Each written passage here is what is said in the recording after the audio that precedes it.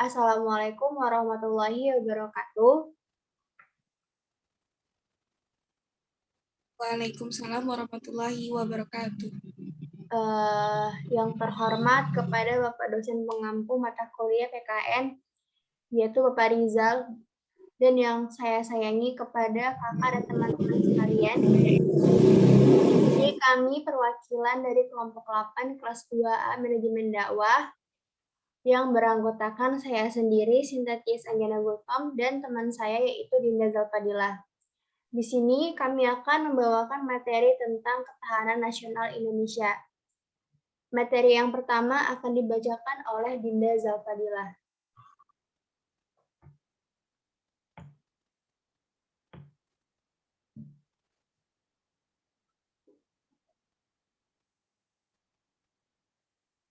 Yang pertama, saya akan menjelaskan pengertian dan sejarah ketahanan nasional Indonesia. Ketahanan nasional merupakan istilah khas Indonesia yang muncul pada tahun 1960. Istilah ketahanan nasional dalam bahasa Inggris bisa disebut sebagai national resilience. Dalam teknologi barat, istilah national power secara etimologis, istilah ketahanan berasal dari kata dasar tahan, yang berarti tahan penderitaan, tabah, kuat, dan dapat menguasai diri, gigih, dan tidak mengenal menyerah. Pengaruh mereka terus mengejar sampai wawasan Indochina, sehingga satu persatu negara dari kawasan Indochina seperti Laos, Vietnam, dan Kamboja menjadi komunitas, bahkan efek tersebut mulai masuk Thailand, Malaysia, Singapura tahun 1960-an. Gerakan komunis semakin masuk ke wilayah Filipina, Malaysia, Singapura, dan Thailand. Di tahun 1965, komunis Indonesia ini bahkan berhasil mengadakan pemberontakan yang akhirnya dapat diatasi. Tameng yang dimaksud adalah sublami sidari konsep kekuatan SSKAD. Secara konseptual, pemilikan Lemhanas merupakan langkah maju dibanding sebelumnya, yaitu ditemukannya unsur-unsur dari tata kehidupan nasional yang berupa ideologi, politik, ekonomi, sosial, dan militer. Selanjutnya akan dipresentasikan oleh Sinta Tias. Baik, selanjutnya akan yang dilanjutkan oleh saya sendiri tentang unsur-unsur ketahanan nasional. Jadi ada yang menurut Morgenthau 1989 107-209 ada dua faktor yang memberikan kekuatan bagi suatu negara, yaitu faktor yang pertama yang faktor-faktor yang relatif stabil atau stable faktor, terdiri atas geografi dan sumber daya alam. Dan kedua, ada faktor yang relatif berubah dinamik faktor, terdiri atas kemampuan industri, militer, demografi, dan karakter nasional, moral nasional, kualitas diplomasi, dan kualitas pemerintah. Kemudian ada kekuatan suatu negara tidak hanya tergantung pada luas wilayah daratan, tetapi juga pada faktor luasnya akses ke laut dan bentuk pantai dari wilayah negara. Sebagaimana yang sudah diketahui oleh Albert Timahan, termasuk pengembangan teori geopolitik tentang penguasaan laut sebagai dasar bagi penguasa dunia, beliau mengatakan barang siapa menguasai lautan akan menguasai kekayaan dunia dalam Klein Book World Power Assessment, a calculus of strategic drift, melihat suatu negara sebagaimana dipresimikan oleh negara lain. Kemudian ada para ahli yang berpendapat tentang unsur-unsur yang mempengaruhi ketahanan atau ketahanan nasional sebagai bangsa. Yang pertama ada dari James Cleary. Beliau mengatakan unsur kekuatan nasional ini terbagi menjadi dua faktor. Yang pertama ada tangible faktor terdiri dari penduduk, kemampuan, industri, dan militer. Dan yang kedua ada intangible faktor terdiri atas karakter nasional, moral nasional, dan kualitas kepemimpinan. Dan yang kedua ada Palmer dan Parkins. Menurut unsur-unsur kekuatan nasional terdiri atas tanah, sumber daya, penduduk, teknologi, ideologi, moral, dan kepemimpinan. Yang ketiga ada Parkas Chandra. Beliau mengatakan unsur kekuatan nasional terdiri atas tiga. Yang pertama alamiah, yang terdiri dari geografi, sumber daya, dan penduduk. Dan yang kedua ada sosial, terdiri dari perkembangan ekonomi, struktur politik, dan budaya dan moral nasional. Dan yang ketiga ada lain-lain yang berarti ide, inteligensi, diplomasi, dan kebijaksanaan kepemimpinan. Materi selanjutnya akan dibawakan kembali oleh Dinda Zalpadila, dipersilahkan. Selanjutnya yang ketiga ada pendekatan Astragatra dalam mewujudkan ketahanan nasional.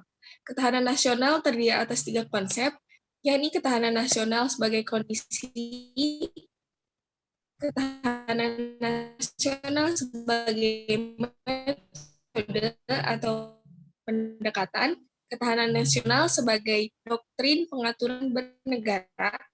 Ketahanan nasional adalah kondisi dinamis yang merupakan integrasi aspek gatra yang meliputi trigatra atau aspek alamnya dan pancagatra aspek sosial. Ketahanan nasional juga merupakan pendekatan yang utuh menyeluruh, yakni mencerminkan keterpaduan antara segala aspek kehidupan nasional bangsa. Aspek tersebut juga telah terangkum dalam Astragatra Ketahanan Nasional.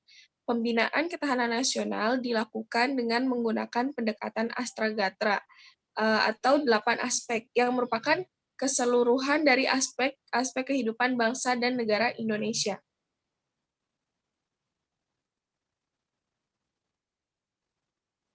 Bagaimana pendekatan Astragatra menjadi aspek yang penting dalam ketahanan nasional? Pendekatan Astragatra dalam ketahanan nasional adalah sebagai acuan untuk mempertahankan ketahanan suatu negara. Astragatra sendiri ini terdiri dari 8 komponen. 8 komponen ini pada Astragatra terdiri dari Trigatra dan Pancagatra. Komponen penyusun dari Trigatra adalah yang pertama letak geografi, yaitu bentuk wilayah negara, luas negara, apakah negara tersebut merupakan negara dengan wilayah yang luas atau tidak. Yang kedua, gatra keadaan kekayaan sumber daya alam. Pada gatra yang kedua ini, banyaknya atau tersedianya kekayaan sumber daya alam yang juga mempengaruhi kekuatan ketahanan suatu negara tersebut. Yang ketiga, ada gatra kekuatan penduduk, di mana penduduk merupakan salah satu komponen penting pada suatu ketahanan negara. Beberapa negara bahkan mewajibkan adanya militer untuk warganya demi ketahanan negara itu sendiri. Selanjutnya dijelaskan oleh Sinta. Yang keempat ada globalisasi dan ketahanan nasional. Jadi globalisasi dan ketahanan nasional mempunyai dimensi yang artinya globalisasi yang dipicu oleh kemajuan di bidang teknologi komunikasi, transportasi, dan perdagangan berpengaruh besar terhadap kehidupan manusia dan bangsa di segala bidang. Dimensi membawa pengaruh bagi suatu bangsa. Pengaruhnya itu adalah globalisasi yang terhadap ideologi dan politik, yang semakin menguatnya pengaruh ideologi liberal dalam perpolitikan negara-negara yang berkembang, yang sudah ditandai oleh menguatnya ide kebebasan dan demokrasi. Pengaruh globalisasi terhadap bidang politik antara lain maraknya internasionalisasi dan penyebaran pemikiran serta nilai-nilai demokratis termasuk di dalamnya masalah hak asasi manusia atau yang disingkat menjadi HAM. Dan yang B-nya ada spektrum ancam di era global. Menurut buku putih Pertahanan tahun 2008, ancaman yang membahayakan keamanan dan kelangsungan hidup berbangsa dan bernegara itu ada 2. Yang pertama ancaman militer dan yang kedua ada ancaman nir-militer. Selanjutnya materi penutup yang akan dibawakan oleh Dinda Zalpadila. Baik, yang terakhir ada kesimpulan. Kesimpulan di sini, negara Indonesia ini memiliki pulau-pulau yang luas. Negara Indonesia yang solid terdiri dari berbagai suku dan bangsa. Jika kita sebagai warga negara yang ingin mempertahankan daerah kita dari gangguan bangsa lain, maka kita harus memperkuat ketahanan nasional kita sendiri. Ketahanan nasional hanya dapat terwujud kalau meliputi seluruh segi kehidupan bangsa, yang biasanya kita namakan aspek sosial kehidupan, meliputi ideologi, politik, ekonomi, sosial, budaya, dan hankam. Juga meliputi aspek alam, yaitu geografi, penduduk, dan kekayaan alam. Di lingkungan Lembaga Ketahanan Nasional, seluruh segi kehidupan Astragatra, terdiri dari Pancagatra dan Trigatra. Seluruhnya itu harus selalu diusahakan untuk memberikan peranannya dalam perwujudan kesejahteraan dan keamanan.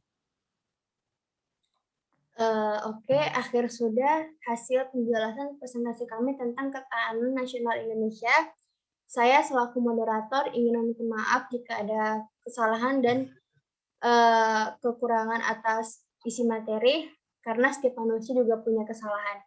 Kami akhiri, wassalamualaikum warahmatullahi wabarakatuh.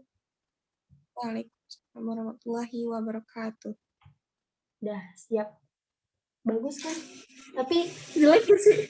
Tapi lu ininya lo ada jaringan macet sedikit. Nggak semua sih, sedikit beberapa penjelasan. Apa-apa gimana? Lu tadi juga macet-macet tahu? Iya, makanya di jaringan gua itu lu ada kayak macet-macet gitu di penjelasan terakhir sama di penjelasan.